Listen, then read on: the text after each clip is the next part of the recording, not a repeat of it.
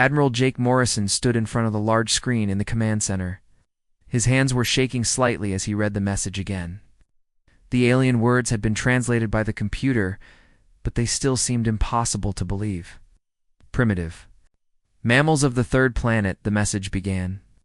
You have spread beyond your home world without permission. This is not allowed. You will leave all colonies outside your sun's area within 30 of your days. You will accept our rule. Do not obey. We will force you to obey. This is your only warning. The message was signed by something called the Vorthan Hegemony. Jake had never heard of them before today. None of humanity had. Dr. Lisa Parker walked up beside him. She was the best alien expert on Earth, though. Until today, there had been no aliens to study. Her face was pale as she looked at the screen. Admiral, I've been studying their language patterns, she said. They really do think we're just animals. It's the way they write about us. It's like they're talking to pets who got loose from their yard. Jake nodded grimly. How many star systems do they control? From what we can figure out from their message, over 200. They've been building an empire while we were still. Learning to make fire. Lisa pointed to some numbers on her tablet. Admiral, they think we just learned to travel between stars. They have no idea we've been doing it for almost 50 years. Captain Ben Carter entered the room. He commanded the USS Liberty, one of Earth's newest and strongest ships. His uniform was still damp with sweat from running through the corridors. Admiral, we've got movement at the edge of our space, Ben reported. Long-range sensors show at least a dozen ships. They're not hiding. It's like they want us to see them. It's probably trying to scare us, Jake said. He turned to Commander Kate Williams, who ran the intelligence division. Kate, what do we know about these Vorthons? Kate pulled up a holographic. Display? Not much, sir. We've been scanning their ships for the past 6 hours. They're definitely more advanced than us in some ways. Better shields, bigger weapons. But there's something strange. What kind of strange? They're not scanning us back. Our ships are right there in the open, and they're barely looking at us. It's like they already know everything they think they need to know. Dr. Parker spoke up again. Admiral, I've been thinking about something. How did they know we had colonies? Someone has been watching us. Jake felt a cold chill run down his spine. For how long? Could be decades. Maybe longer. But here's this thing, if they've been watching us, they've been watching us grow. And they still sent this message like we're nothing. Ben shook his head. Maybe they think we got lucky, found some old alien technology and copied it. Or maybe, Kate said slowly, they're so used to winning that they don't bother to really study their enemies anymore. Jake walked over to the window that looked out over Lake Geneva. In the distance, he could see the lights of the city. 12 billion people lived on Earth. Another 50 million lived in the colonies spread across 12 star systems. All of them were now in danger because humanity had dared to reach for the stars. Admiral Lisa said quietly, there's something else. I've been looking at the structure of their language. It's very formal, very rigid. They have specific ways of saying things that never change. It suggests they don't adapt very quickly. What do you mean? I mean, they might fight the same way they talk. It's following old rules, old patterns. Jake turned back to his team. These were some of the smartest people humanity had ever produced.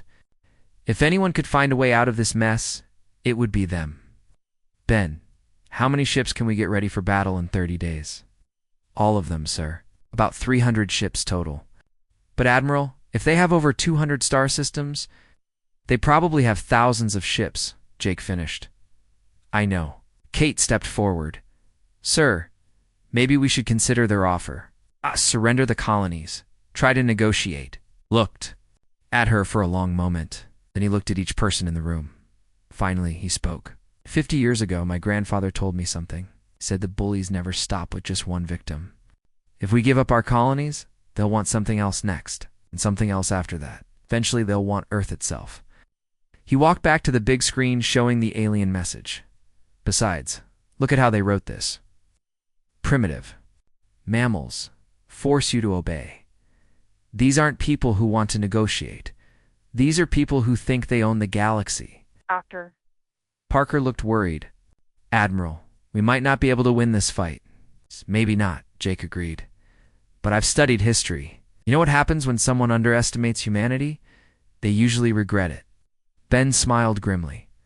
What are your orders, sir? Jake Morrison, Admiral of the United Earth Defense Command, looked at his team. In 30 days, they would either be free or dead. But they would not be slaves. Send a message to all colony worlds. Begin evacuation of civilians to secure locations. Prepare all defenses. He paused. And send a message back to these Vorthams. What should it say? Kate asked. Jake thought for a moment. Then he smiled. It was not a nice smile. Tell them that. Declaring war on humanity was their final mistake. The room was quiet for a moment. Then Ben started laughing. Soon, all of them were laughing. It wasn't funny, exactly. But sometimes, when you're facing impossible odds, laughter is the only sane response. Outside the window, the sun was setting over Lake Geneva. In 30 days, that sun might be shining on a world at war, but it would still be shining on a world that was free. Jake Morrison had no idea if humanity could win this fight. But he knew one thing for certain. They were going to make the Vorthons regret ever sending that message. The age of human expansion was about to become the age of human resistance. The galaxy was about to learn why you should never underestimate. A species that had climbed its way up from caves to stars in just a few thousand years, the war was coming. And humanity was ready. War Commander HFY stood on the bridge of his ship, looking at the stars through the large viewing window. His scales were a deep green color, which meant he was calm and confident. The Dominion's Edge was the finest ship in this sector of space, and HFY was proud to command it. Sub-Commander Zethanol, he called to his second-in-command. Report on the mammal situation. Zethanol approached with a datapad in his clawed hands. His scales were a lighter green, showing respect for his superior. War Commander, the mammals have sent a response to our ultimatum? What did they say? They refused our generous offer. Zethanol's scales flickered with amusement. They claimed that attacking them was a mistake. HFY's scales shifted to a golden yellow, which was the Vorthan way of showing laughter, musing. What could mammals possibly do to us? How many ships? Do they have? Our scouts report approximately 300 vessels, War Commander. 300, HFY repeated. And how many do we have in this sector? 30 ships, sir. But they should be more than enough for mammals who have barely learned to leave their home world. HFY nodded. The Vorthon hegemony had conquered 47 different species over the past 1,000 years. Most of them had more ships than these humans. It had never mattered. Superior technology and superior tactics always won. How advanced are their weapons? Aver asked. Primitive, War Commander. Simple energy beams and solid projectiles. Nothing that can penetrate our shields. Their shields? Weak. Our weapons should cut through them like a blade through soft flesh. HFY was pleased. This would be over quickly. The High Command had other wars to fight, and they wanted this minor problem solved fast. 30 ships should be more than enough to teach these mammals their place. On the human colony world of New Terra, Colonel Ryan Hayes was having a very different conversation. He stood in the command bunker, deep underground, looking at screens that showed Vorthan ships. Moving closer to his world, "Sir," said his aide, Lieutenant Tom Brooks. "The evacuation is nearly complete. Most civilians are in the deep shelters." Ryan nodded. "Good. What about our defenses? All weapons platforms are online. The new AI systems are ready." Ryan had been studying the reports from Earth about these aliens. Something bothered him about the whole situation. "Tom, pull up the colonial records. I want to see every unexplained event from the past 50 years. Tom looked confused but followed orders. Soon, the screen showed dozens of reports. Strange lights in the sky, sensor readings that didn't make sense, ships detected at the edge of the system that vanished when investigated. They've been watching us, Ryan realized. For decades. But if they knew how fast we were growing, why did they wait until now to contact us? Maybe they didn't think we were a threat, Tom suggested. Or maybe they don't pay attention to what they're watching. They just assumed we'd stay weak forever. Major Amy Chen was having similar thoughts as she crept through the asteroid field near the Vorthon staging area. Her stealth ship was nearly invisible, designed for reconnaissance missions like this one. She had volunteered to get close to the alien fleet and learn what she could. "Control, this is Ghost One," she whispered into her communicator. "I'm seeing 30 alien ships. They're arranged in a standard formation. No scouts, no advanced warning systems. Copy, Ghost One. What else can you tell us?" Amy used her ship's sensors to scan the alien vessels. "They're powerful, but their technology seems old. Like they built these ships a long time ago and never bothered to improve them." She watched as alien fighters practiced maneuvers. They flew in perfect formation, never breaking pattern, never trying anything new or creative. "Control, these aliens fight like they're following a script. Same moves, same tactics. They probably use the same strategy against every enemy." "Understood, Ghost One. Can you get closer?" Amy carefully moved her ship nearer to one of the alien vessels. Her sensors detected something interesting. "Control, their shields have a specific frequency. Their weapons need about 10 seconds to charge between shots." "Copy that. Anything else?" "Yeah, they're not scanning for stealth ships. They don't seem to think we're smart enough to spy on them." Back on the Dominion's edge, War Commander Thekvar was reviewing the battle plan. It was the same plan the hegemony had used for centuries. Send a small force to demonstrate superior power. Destroy a few enemy ships, accept surrender. Move on. To the next conquest. Subcommander, begin the advance. We will attack their colony world first. One destroyed city should convince them to submit. Yes, War Commander. Should we scan for defensive systems? The scales showed mild irritation. Why would we need to? They're mammals. Zethanol. Barely evolved creatures who stumbled upon space travel. What defenses could they possibly have that would threaten us? The Vorthan fleet moved toward New Terra at a steady pace. They did not hurry. They did not scout ahead. They simply flew forward in the same formation they had used against. Dozens of other species. Colonel Hayes watched them approach on his screens. "Tom, are the AI defense systems ready?" "Yes, sir. They've been programmed with everything we learned about Vorthan tactics from Major Chen's report." "Good.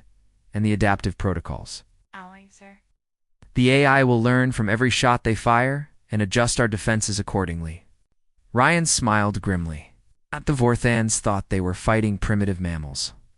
They had no idea that these mammals had created artificial intelligence that could learn and adapt faster than any biological brain. "Sir," Tom said, "the Vorthan ships are entering weapons range." "Here we go," Ryan muttered. "Let's see how they like fighting an enemy that evolves during the battle." The first Vorthan energy beams lanced down from space, striking the planet's shield generators. The aliens expected the shields to collapse immediately. Instead, something strange happened. The shields held, and within seconds, they had adapted to the frequency of the Vorthan weapons, becoming stronger instead of weaker.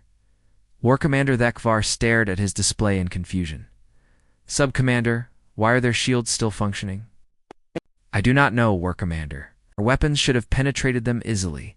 Fire again." The Vorthans fired a second volley. This time, the human shields didn't just hold. They reflected some of the energy back at the attacking ships. 2 Vorthan vessels lost their forward shields. "What manner of defense is this?"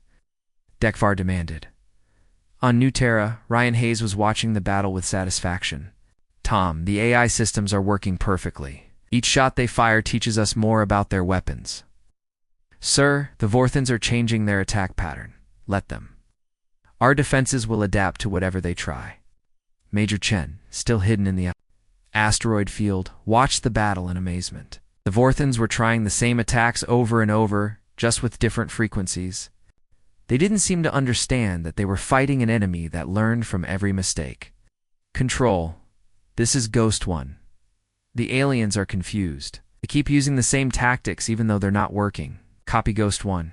Can you explain their behavior?" Amy thought about it.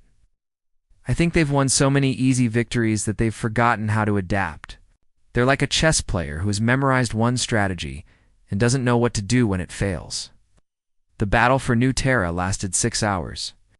When it was over, the Vorthons had finally broken through the defenses and forced the humans to retreat, but it had cost them 5 ships and dozens of fighters. What should have been a quick demonstration of power had become a hard-fought battle. War Commander Thekfar looked at the damaged reports with disbelief. 5 ships lost to mammals who supposedly had primitive technology. Sub-Commander Request. Additional ships from the Fleet Reserve? How many, War Commander?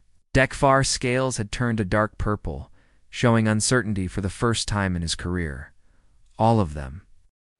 Captain Joe Phillips gripped the arms of his command chair as the USS Defiance shook from another alien energy blast.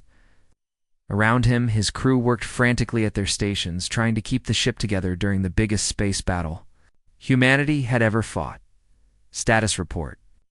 Joe shouted over the noise of alarms and explosions.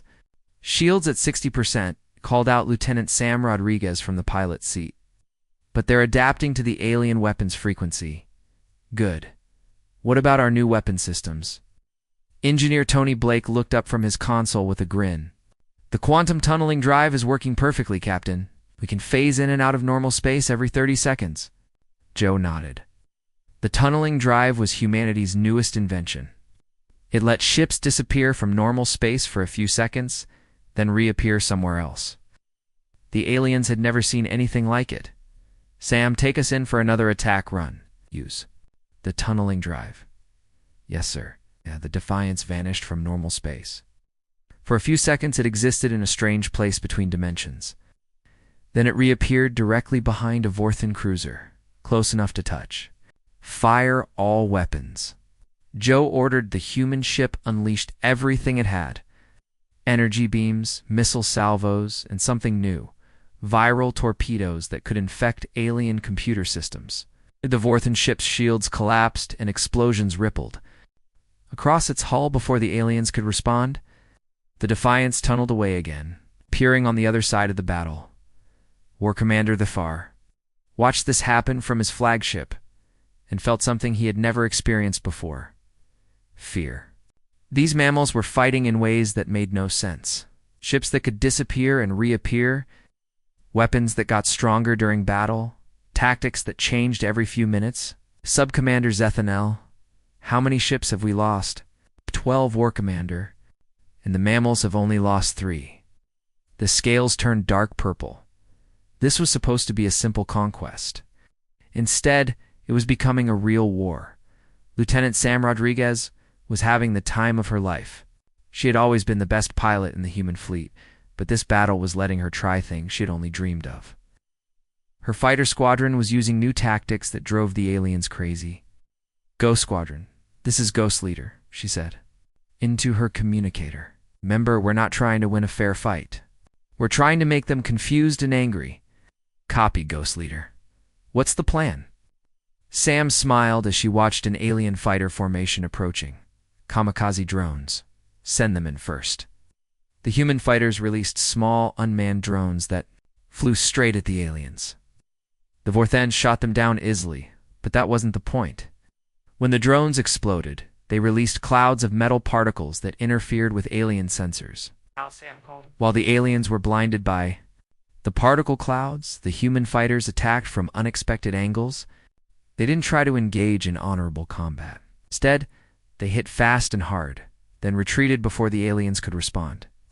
"This is wrong," one of the alien pilots was saying on a channel that humans had learned to monitor. "They'd fight without honor, like cowards," Sam laughed. "Honor doesn't keep you alive in space, buddy."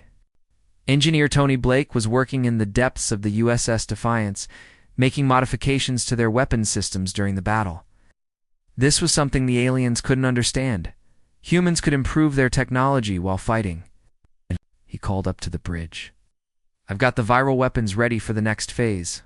"What do they do?" Joe asked. "When one of our ships is destroyed, the AI core doesn't just shut down. Instead, it tries to infect nearby alien ships. If it works, we can turn their own weapons against them." Joe's eyes widened. "You mean when we lose a ship, we might gain an alien ship?"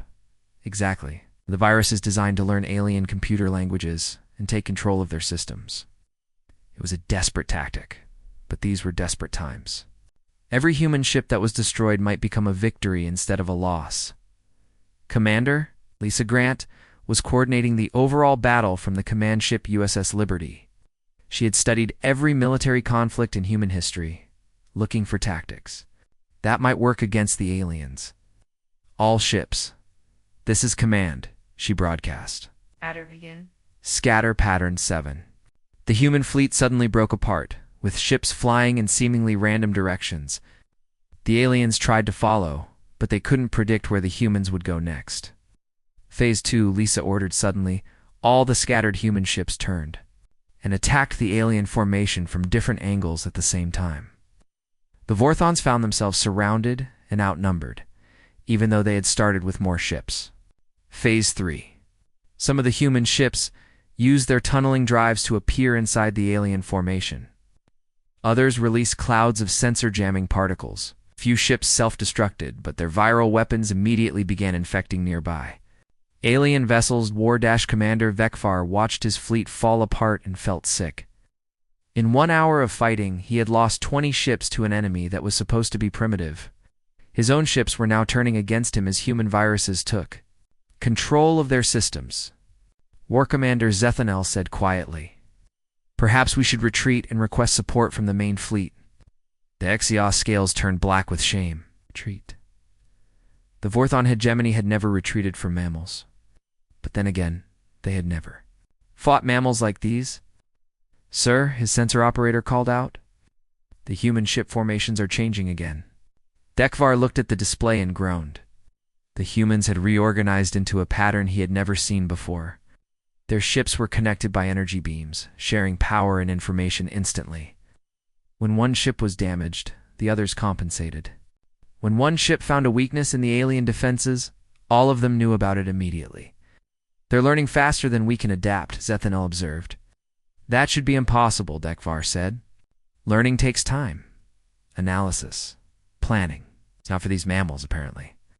Captain Joe Phillips was thinking the same thing as he watched his tactical display. Human ships were sharing information so fast that the entire fleet was acting like one giant brain. Every lesson learned by one ship was instantly known by all ships. "Tony," he called to his engineer, "how are the viral weapons working?" "Better than expected, Captain. We've taken control of 6 alien ships so far. Their crews are locked out of their own systems.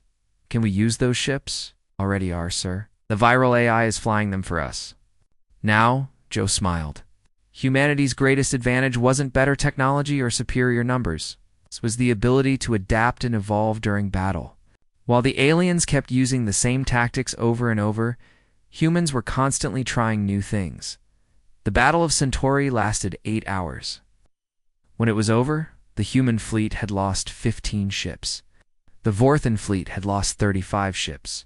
With another 12 captured by viral weapons, War-Commander Vekvar sent an emergency message to Vorthon. "I command. Request immediate reinforcement. Enemy capabilities far exceed initial estimates. Recommend full fleet deployment." Admiral Jake Morrison received the battle reports on Earth and smiled. The first major battle was a victory, but he knew it was just the beginning. The aliens would send more ships next time. Many more ships, but he also knew something the aliens didn't understand yet. Every battle made humanity stronger. Every fight taught them new ways to survive and win. The Vorthans thought they were fighting the same species that had sent them a defiant message 30 days ago. They were wrong. They were now fighting a species that had evolved through conflict, becoming more dangerous with every passing hour. The war was just beginning, but humanity had drawn first blood, and they liked the taste. Supreme War Leader Kethmer stood in the massive command center of the hegemony's greatest warship. Around him, hundreds of Vorthan officers worked at control stations, coordinating the largest military force the galaxy had seen in centuries. "Report," Kethmer commanded. His scales were deep red, showing his anger at the situation. 512 ships ready for battle, Supreme War Leader, his aide reported. Representatives from 43 conquered worlds, the entire might of the hegemony. Kethmer nodded grimly. Never before had the hegemony needed this many ships to deal with a single species. The humans had made them look weak in front of all their subject worlds. This could not continue. What happened to War Commander the Cephalid? Destroyed or captured Supreme War Leader. Steffler himself is missing, presumed dead. Kethmer's scales darkened further. Thekvar had been one of their best commanders. If the humans could defeat him, they were more dangerous than anyone had realized. Sir, another officer called out, we're receiving reports from across the hegemony. Several subject worlds are asking questions about human resistance. What kind of questions? They want to know how such a young species could defeat our forces. Some are even suggesting that perhaps hegemony rule is not as permanent as we claimed. Kethmer felt a chill run through his body. The hegemony's power was based on the belief that they were invincible. If that belief started to crack, their entire empire could collapse. We will crush these mammals quickly and publicly, he decided. Every world in the galaxy will see what happens to those who defy us. On Earth, Dr. Alex Turner was working frantically in his laboratory. The war had given human scientists unlimited resources and freedom to try their wildest ideas. Alex had just completed his greatest invention yet. Admiral Morrison, he called excitedly into his communicator. The evolution drives are ready for testing evolution drives? Jake's voice came back. What do they do? They allow our ships to change their configuration during battle. A fighter can become a bomber can become a support ship can become a fighter. The aliens will never know what they're fighting. Alex pulled up a holographic display showing a human ship that was constantly shifting its shape. Wings folded and extended. Weapon systems moved from place to place. Engine configurations changed every few seconds. How fast can they adapt? Jake asked. As fast as the pilot can think. The ship reads the pilot's intentions and changes to match what's needed. Meanwhile, Captain Nina Brooks was leading a deep space mission far behind enemy lines. Her job was to map Vorthan's supply routes and communication networks, which she found surprised her. Command, this is Deep Scout 1, she reported. The Vorthan Empire is bigger than we thought, but it's also more fragile. Explain, came the reply from Admiral Morrison. They control dozens of species, but they rule through fear, not loyalty. Their communication systems are designed to give orders, not to listen to feedback. And their supply lines are incredibly predictable. Nina's ship had been observing Vorthan merchant vessels for weeks. She noticed that they always used the same routes, the same schedules, the same security procedures. Sir, I think we can hurt them badly if we attack their supply system. They're not expecting it because no one has ever tried it before. General Paul Davis was already planning exactly that kind of attack. He had studied the reports from all the battles so far and reached an important conclusion. The aliens fight the way they always fight, he told his staff. Same tactics, same formations, same strategies. They've been winning for so long that they've stopped learning. What do you recommend, General? Asked his aide. We stop defending and start attacking. Instead of waiting for them to come to us, we go to them. Hit their supply depots, their communication stations, their staging areas. Make them fight the kind of war they've never seen before. That's a huge risk, sir. If we fail, we're dead anyway. But if we succeed, we turn this from a war of conquest into a war of survival. And humans are very good at surviving. The plan was called Operation Wildfire, and it was the most ambitious military campaign in human history.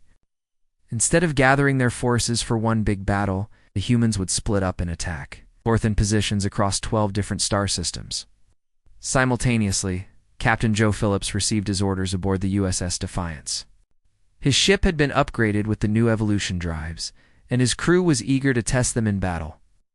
Target is a Vorthan supply depot in the Rigel system, he told his crew. Intelligence says it's lightly defended because they think it's too far behind their lines for us to reach.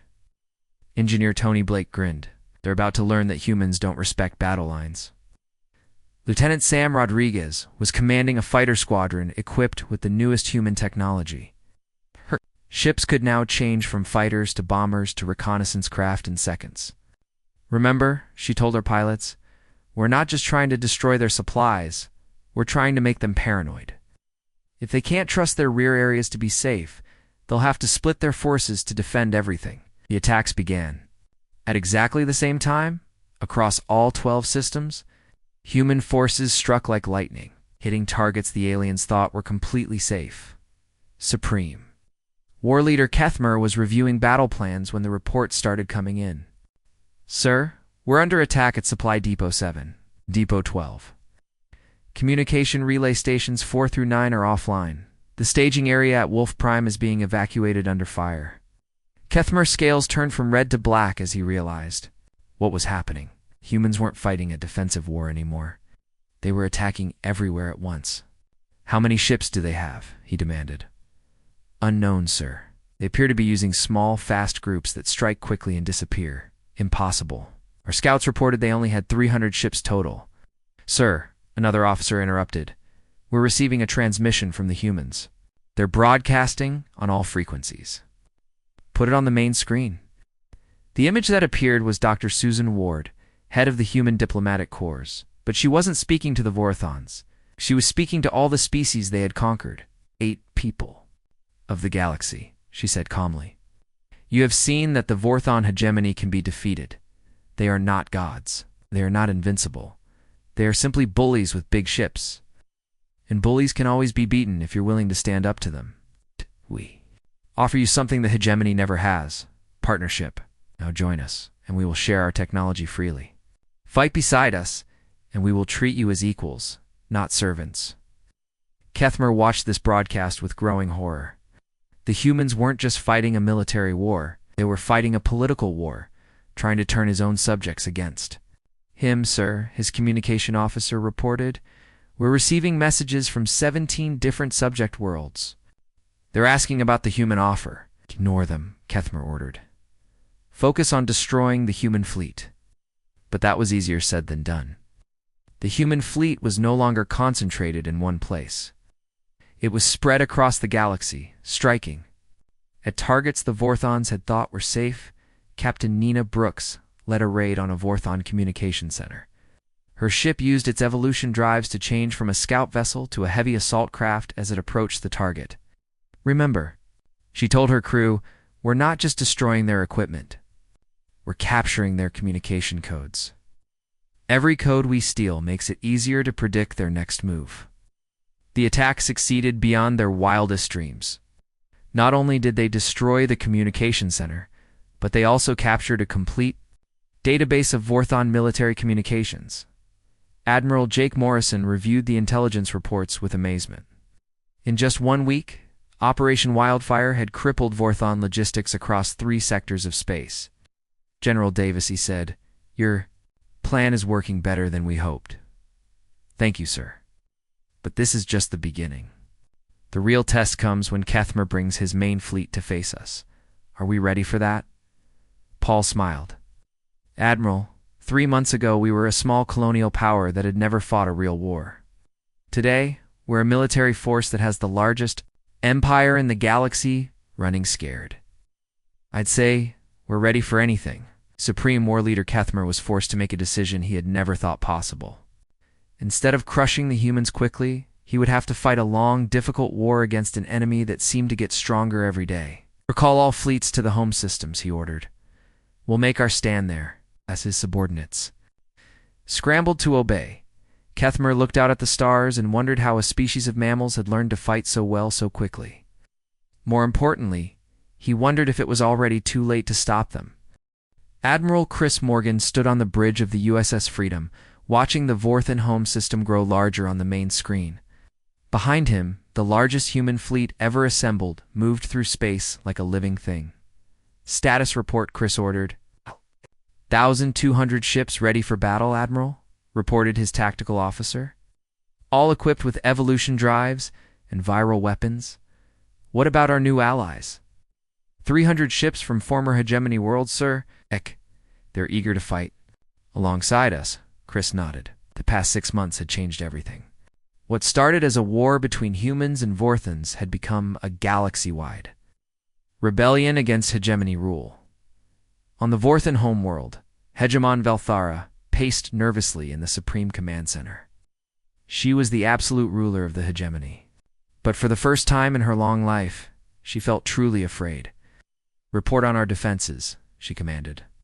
800 ships protecting the home system, Hegemon," her military aide replied. "All our remaining forces, and the humans.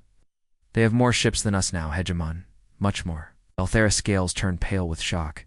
How had the mammals grown so strong so quickly? 6 months ago, they had been a minor nuisance. They threatened the very heart of the hegemony. Dr. Susan Ward was aboard one of the human diplomatic ships. But she wasn't preparing for battle. She was broadcasting to every world in the Vorthon system. "Citizens of the hegemony," she said calmly, "we are not here to conquer you. We are here to free you. Any ship that stands down will be treated with respect. Any crew that surrenders will be given safe passage home." This was something completely new in galactic warfare. The humans were offering mercy to their enemies. Instead of demanding surrender, Captain Luke Foster led the first wave of the attack. His ship, the USS Lightning, used its evolution drives to change from a destroyer into a boarding craft as it approached a Vorthan battleship. Remember, he told his assault team, "We're not here to kill Vorthans. We're here to capture their ships and show them that resistance is useless." The assault team wore armor that could adapt to alien technology. When they boarded the Vorthon ship, their equipment automatically learned how to operate alien controls and weapons. "Bridge secured," Luke reported 15 minutes later. "Vorthon crew has surrendered. We're taking control of their systems now." All across the battle zone, similar scenes were playing out. Human boarding parties were capturing Vorthon ships faster than they could be destroyed. The viral weapons had evolved too, turning captured alien vessels into fully functional human ships within hours. Supreme War Leader Kethmer watched his fleet fall apart and realized that everything he thought he knew about warfare was wrong. The humans didn't just fight differently, they fought in ways that made traditional military thinking useless. "Sir," his aide reported, 40% of our fleet has been captured or turned against us. How is that possible? Their viral weapons have evolved, sir. They no longer just disable our ships. They convert them into human vessels, complete with human AI systems." Kethmer looked at his tactical display in despair. Green dots representing human ships outnumbered red dots representing Vorthan ships by 3 to 1. And every few minutes, another red dot turned green as another ship was captured. "Sir, we're receiving a transmission from the human fleet commander. Put it through." Admiral Chris Morgan's face appeared on the screen. He looked calm and confident, not like someone in the middle of a desperate battle. "Supreme War Leader Kethmer," Chris said politely, "I'm offering you the chance to surrender with honor. Your ships will be spared, your crews will be treated well, and you will be given safe passage to any world you choose." Kethmer's scales burned with shame. "And if I refuse, then this battle will continue until every Vorthan ship is captured or destroyed. But it will continue without you, because your ship will be boarded in the next 10 minutes. As if to prove his point, 3 human vessels suddenly appeared around Kethmer's flagship. Having used their tunneling drives to get past all defenses. Your choice, Supreme War Leader. Captain Joe Phillips was leading one of the boarding teams heading for Kethmer's ship. The USS Defiance had evolved during the battle from a destroyer into a carrier, launching boarding craft instead of fighters. "All teams, remember the new protocols," Joe announced. "We treat prisoners with respect. We offer medical aid to wounded enemies. We show them that humans fight with honor, even when our enemies don't." This was perhaps the most revolutionary thing about human warfare. They had learned to be more civilized as they became more deadly. Engineer Tony Blake watched from the Defiance's bridge as human ships used their evolution drives to form new configurations he had never imagined. Some ships combined together to create massive weapons platforms. Others split apart into swarms of tiny fighters. The human fleet was like a living organism that could change its shape to meet any threat. "Captain," he called to Joe, the viral, "systems are reporting something amazing." "What?" "The captured Vorthon ships aren't just being controlled by our AI. They're learning to think like humans. They're becoming creative." Joe smiled. Even the machines humans built were evolving during Battle. Lieutenant Sam Rodriguez led a fighter squadron that was no longer really a fighter squadron. Her ships had evolved into something new, part fighter, part transport, part mobile command center. They could change roles so fast that the Vorthans never knew what they were fighting. Ghost Squadron were being asked to escort a surrender. Delegation, she reported. It's like some Vorthan ships want to switch sides. This was happening all across the battlefield. Vorthon crews were realizing that fighting humans was hopeless and were joining the rebellion instead. Hegemon. Elthera received the final report with numb shock. 90% of our fleet has been captured or has surrendered. Hegemon. The remainder are requesting permission to negotiate. How many human ships have been destroyed? Fewer than 50, Hegemon. Velthera closed her eyes.